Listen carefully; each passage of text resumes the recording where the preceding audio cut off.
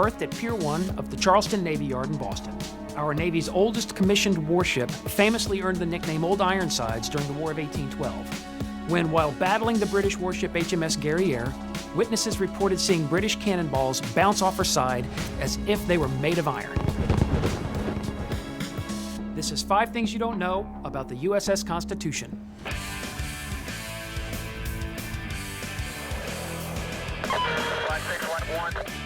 We got him moving. We're going back to buttoned up.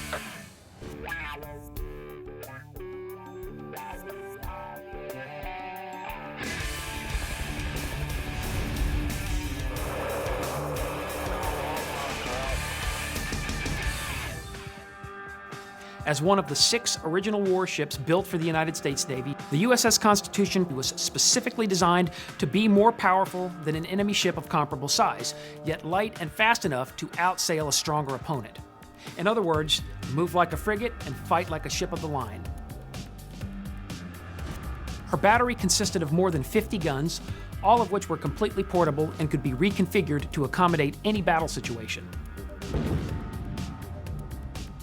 Interestingly, the copper bolts and fastenings that helped hold Constitution's hull together were forged by none other than Revolutionary War hero and Boston local, Paul Revere.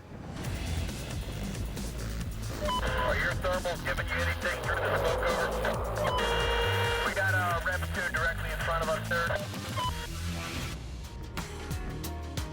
Built between 1794 and 1797 at Edmund Hart's shipyard, at the time she was built, Constitution was the largest ship ever constructed in the city of Boston.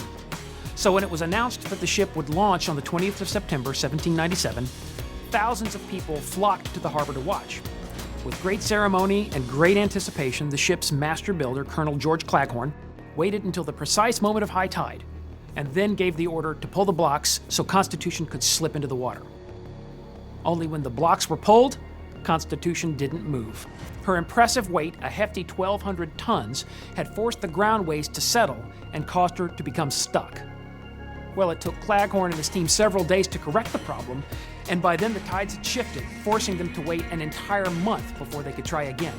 Which is why it wasn't until the 21st of October, 1797, that Constitution was finally launched.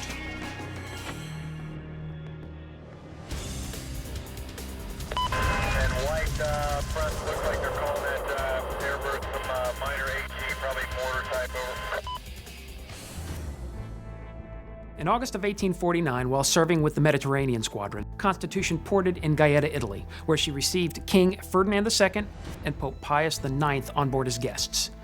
At the request of the ship's 80 Catholic crew members, the pontiff delivered a papal benediction on the gun deck, and then later he sent 150 rosaries to the ship's crew, along with a silver medal and a coat of arms to the ship's captain.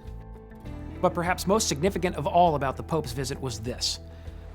Like a floating embassy, U.S. Navy warships retained the same legal status as American soil, which means Pius IX's visit on board Constitution was technically the first time in history that a pope set foot on U.S. sovereign territory. Roger, that second one was pretty fucking righteous. Roger, it's kind of fun, isn't it? In 1881, Constitution was taken to Portsmouth Navy Yard and put to use as a receiving ship for newly arriving sailors. A housing structure was built atop her spar deck, and she received only minimal maintenance, basically just enough to keep her afloat. By 1900, this lack of upkeep had resulted in severe deterioration, and although Congress authorized her restoration, they stipulated that all necessary funds had to be raised privately. Well, when raising the money proved to be more difficult than anticipated, Secretary of the Navy Charles Bonaparte suggested that instead of rehabilitating Constitution, they should tow her out to sea, use her as a target ship, and sink her. Thankfully, when the people of Boston found out about this, it caused a massive uproar that ultimately spread throughout the entire country and resulted in pressuring Congress into appropriating $100,000 for restoration.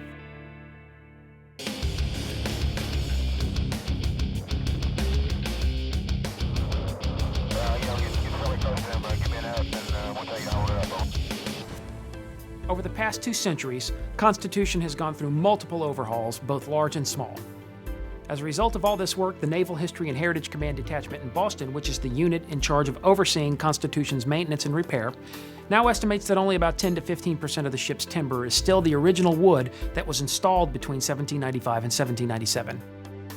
For the most part, this original wood is located in the lower parts of the ship, the keel, the lower futtocks, and the deadwood at the stem and stern.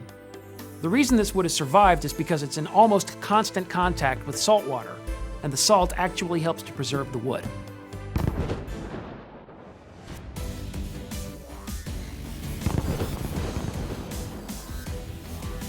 Today, Constitution is crewed by just over 50 active-duty sailors and is both the oldest commissioned warship in the United States Navy and the oldest commissioned warship still afloat in the entire world.